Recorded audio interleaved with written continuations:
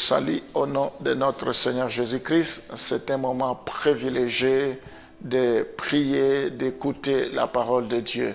Nous allons d'abord prier avant de continuer avec notre programme.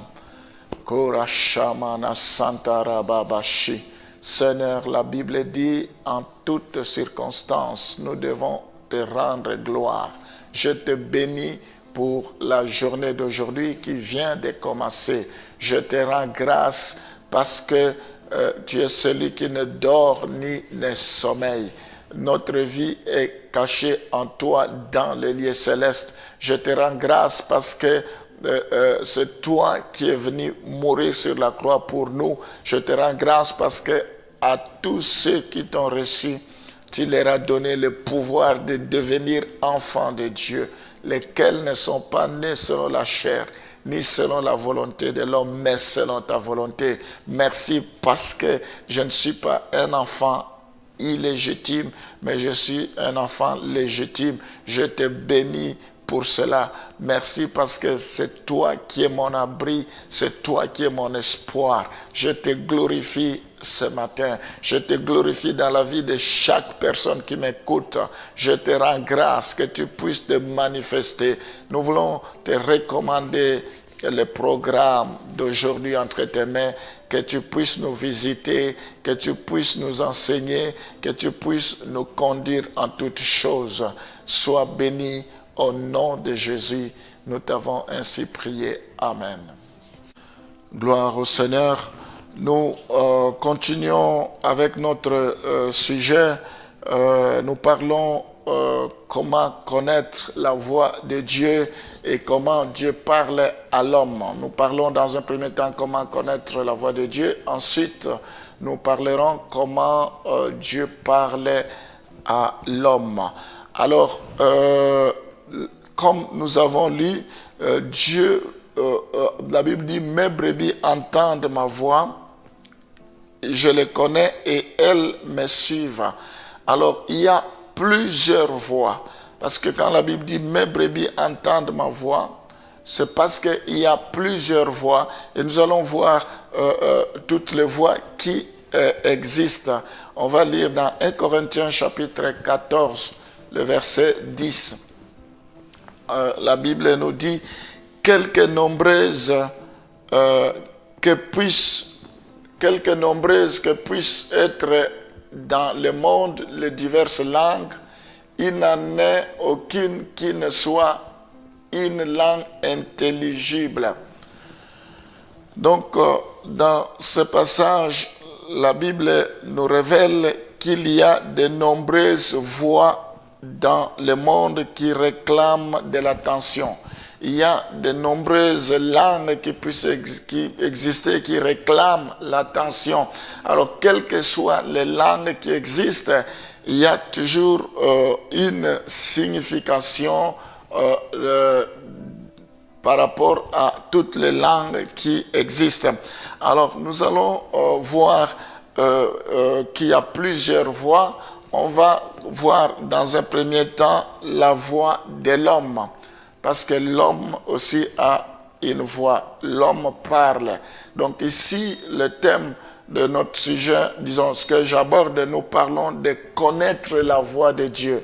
Mais nous devons savoir qu'il y a aussi la voix de l'homme. Si nous ne faisons pas attention, nous pouvons confondre la voix de l'homme et la voix de Dieu. C'est pourquoi j'aimerais que vous puissiez d'abord comprendre plusieurs voix qui existent.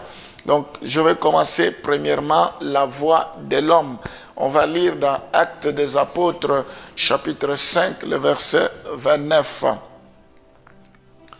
La voix de l'homme est facile à reconnaître. C'est la voix audible d'un homme, d'un autre être humain.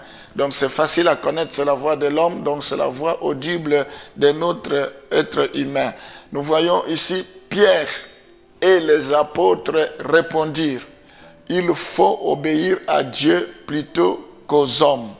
Nous voyons dans ce passage que les apôtres, on leur avait interdit de prêcher la bonne nouvelle. Ce sont des hommes qui leur ont parlé, ils ont entendu les voix des hommes.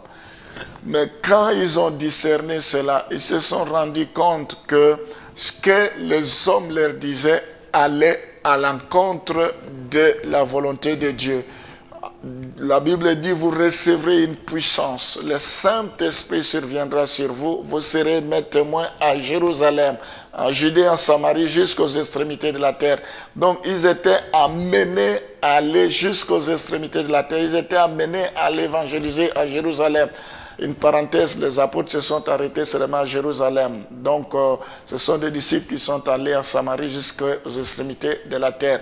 Alors, ils ont rencontré des obstacles. Les hommes les ont empêchés d'évangéliser. C'est alors Pierre prenant la parole. Il dit, Pierre et les apôtres répondirent, il faut obéir à Dieu plutôt qu'aux hommes.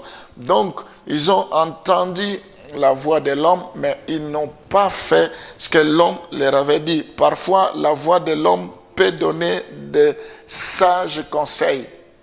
Donc, nous ne devons pas toujours réfuter la voix de l'homme.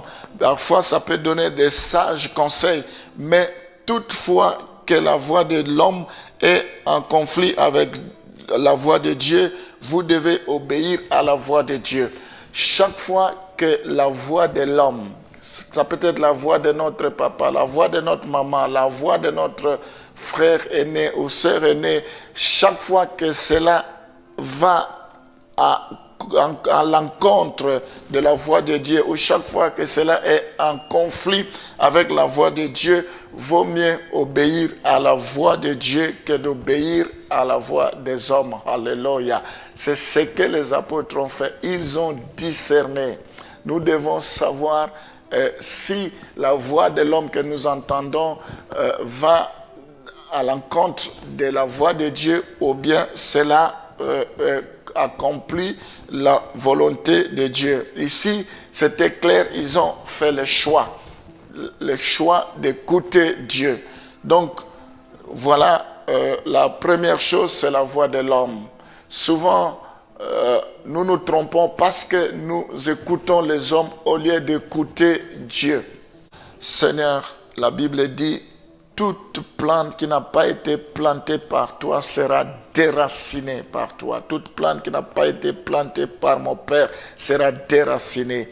Seigneur, déracine toute pensée, toute voix du diable à nous maintenant dans le nom de Jésus. Je prie pour que tu puisses nous épargner, que tu nous donnes le discernement, que nous ne puissions pas écouter Satan, que nous ne puissions pas entendre sa voix, parce que c'est un menteur. Il est là pour nous éloigner loin de toi. Oh Seigneur, je prie maintenant pour tous ceux que le diable a éloigné loin de toi parce qu'ils lui ont prêté à oreille, parce qu'ils l'ont écouté avec de mauvaises pensées, des pensées pécheresses, des pensées de péché. Seigneur, je prie pour que tu puisses leur faire grâce. Je prie maintenant pour que dorénavant qu'ils apprennent à t'écouter. Je prie pour que tes enfants ne soient pas victimes de paroles de Satan, qu'ils ne tombent pas dans le piège de Satan, dans le nom de Jésus, que tu puisses les protéger au nom de Jésus, quelles que soient les ruses, le plan du diable, que cela échoue dans la vie de tes enfants. Je prie pour que tu puisses les protéger. Je les bénis. Tes brebis entendront ta voix et ils te suivront. Que tes enfants soient de ceux qui te suivent dans